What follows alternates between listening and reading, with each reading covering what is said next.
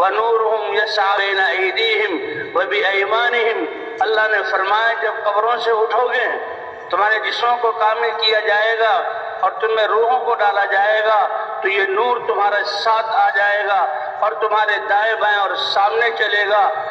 منافق لوگ جو اپنے آپ کو دنیا میں مسلمان کہتے تھے، مسلمانوں کے ساتھ رہتے تھے، لیکن اللہ کے امر کے بارے میں شک اور تردد، پتہ نہیں یہ ٹھیک ہے نہیں ہے، ہوگا نہیں ہوگا، اس طرح رہتے تھے، تو اللہ ان کو اندھا اٹھائیں گے، ان کے ساتھ کوئی روشنی نہیں ہوگی، اندھیرے میں ہوں گے،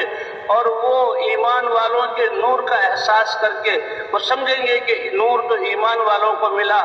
آج ان پر حقیقت کھلی ہے کہ کون کامیاب بن کر آیا ہے اور کون ناکام۔ وہ کہیں گے انظرونا، اور ایمان والوں اتنی رفتار سے اللہ کے دربار میں جمت جاؤ، ہمارے بھی انتظار کر لو، ہمیں بھی ساتھ لے لو، کیونکہ ہم بے نور دنیا سے آئے ہیں۔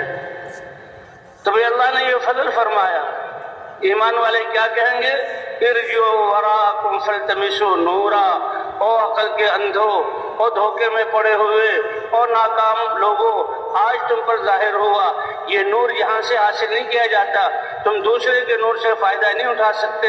ارجعوا وراءکم، اگر تمہارے بس میں ہے تو واپس دنیا میں لوٹ جاؤ، اور ہرگز لوٹ نہیں سکتے۔ فالتمسوا نورا، نور تو وہاں سے لے کر آؤ۔ اور وہ لوگ اس بات کو نہیں سمجھیں گے، جو ہی اپنی نظروں کو، گردنوں کو پیچھے موڑیں گے، اللہ فرمائیں گے میں اپنے ایمان والوں اور ان نافرمان کے درمیان ایک حائل قائم کر دوں گا۔ تو جیسے اللہ نے یہ روح ہمیں عطا کی ہے اور روح کی وجہ سے ہمارے جسم کی قیمت ہے، اسی طرح اللہ کے اوامر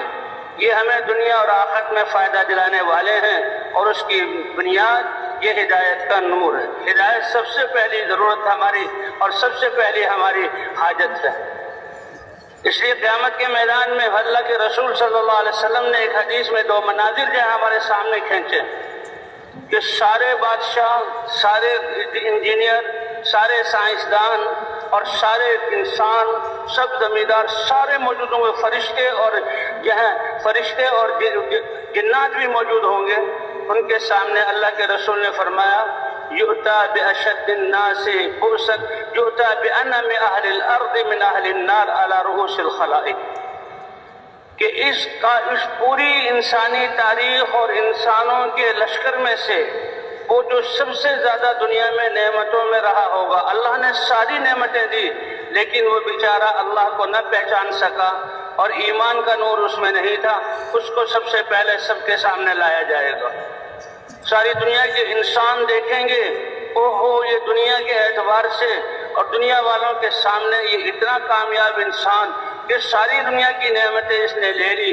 لیکن اس کے پاس ہدایت کا نور نہیں ہے۔ اللہ فرمائیں گے اے جبرائیل اس کو جاؤ، جو اس کا ٹھکانہ ہے یہاں پر جہنم، اس کے جہنم کے شعلوں میں ایک غوطہ دے کر لے آؤ۔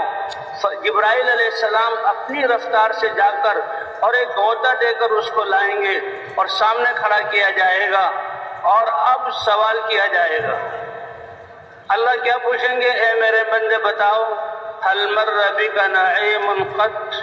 کوئی نعمت استعمال کرنا، مالک بننا، اس کا فائدہ اٹھانا تو دور کی بات ہے، کوئی نعمت تمہارے سامنے سے گزری بھی ہو، کوئی اس نعمت کو دیکھ کر تمہارے دل کو خوشی ہوئی ہو؟ وَهَلْ رَأَيْتَ خَيْرًا قَطْ، کیا دنیا کی زندگی میں تم نے کوئی سکھ اور بھلائی بھی دیکھی ہے؟ لیکن جہنم کے شعلوں کے ایک جھونکے کی وجہ سے اتنے عذاب اور تکلیف میں ہوگا، پوری روئے زمین کے سامنے، جو کہ پورے انسانوں میدان محشر کے سامنے، پورے میدان محشر کے سامنے جو دیکھ رہے ہیں کہ یہ دنیا کا کامیاب ترین انسان ہے، قسم کھا کر کہے گا اتنی تکلیف میں ہوں میں،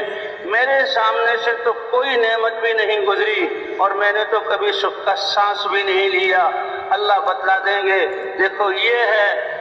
اس کی کمائی اور یہ ہے دنیا کی قیمت کہ جس کا یہ مالک بن کر آیا تھا، اور فیصلہ ہوگا کہ اس کو ہمیشہ کے لیے اس جہنم میں ڈال دو۔ اللہ ہماری حفاظت فرمائے۔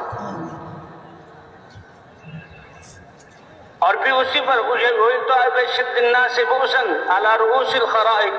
انسانی تاریخ میں آدم علیہ السلام سے لے کر آخری آنے والا انسان ان سب میں جو سب سے زیادہ تکلیف میں رہا، ہم کہتے ہیں جی زیرو سے نیچے چلا گیا، فقر کی زندگی گزار رہے ہیں، یہ ایک زمانے کے انسانوں کی بات نہیں، انسانی تاریخ میں جو سب سے زیادہ فاقد الاسباب اور عدیم الوسائل تھا، سب سے زیادہ تنگی میں، لیکن دل ایمان کے نور سے منور تھا اور اس کے اعضاء اللہ کے احکام کے پابند تھے۔ اسی لیے کہتے ہیں جیسے اللہ فرماتے ہیں میں شارک سے زیادہ قریب ہوں، تو اللہ نے کامیابی بھی انسان کی شارک سے زیادہ قریب کی ہے۔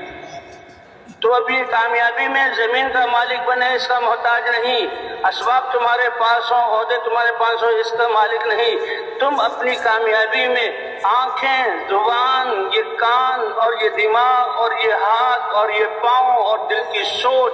ان کو اللہ کے حکم کے مطابق استعمال کر لو، چاہے رہنے کے لیے جھونپڑا نہ ہو، پہننے کے لیے چیتھڑا نہ ہو، اور پاؤں میں جوتی کے لیے کوئی لیترا نہ ہو، اور کوئی ٹھیکری تمہارے پاس دنیا کی نہ ہو، لیکن دل اللہ کی ذات پر ایمان رکھتا ہے، اعضاء اللہ کے سامنے جھکتے ہیں، تو سب سے بڑے کامیاب انسان ہو دنیا کے۔ یہی بتایا جا رہا ہے، اسباب اللہ دیں، نعمتیں دیں تو ٹھیک ہے، اور اس کا نعمتوں میں اللہ کا شکر ادا کرنا یہ ایک عبادت ہے، اور نعمتوں کو اللہ کے احکام پر استعمال کرنا یہ نعمتوں والوں کا دین ہے۔ بادشاہ کا بادشاہت کو اللہ کے حکم کے مطابق چلانا یہ اس کا دین ہے۔ جسے کل عرض یہ کیا جا رہا تھا کہ عدل والا بادشاہ اللہ اس کو اپنے عرش کے سائے کے نیچے جگہ دیں گے۔ تو یہ انسان تو لوگ دیکھیں گے کہ یہ ارب انسانوں میں سب سے زیادہ تنگی والا، لیکن اس کے بارے میں لکھا ہے یہ جنت والا ہے، اس کو کوئی روک نہیں سکتا، لیکن جنت میں داخل کرنے سے پہلے اور لوگوں کے سامنے حقیقت آ جائے، اے جبرائیل ابھی اس کو جنت کی فضاؤں میں ایک جھونکوں میں ایک غوطہ دے کر لاؤ۔ جبرائیل علیہ السلام گئے اور آئے، بس وہ منظر سے ہٹا اور آیا، کوئی دیر نہیں۔ اب اس سے سوال کیا جائے گا، اے میرے بندے حل مر بک بؤس قط، کوئی تکلیف، بیماری، کوئی دکھ اور درد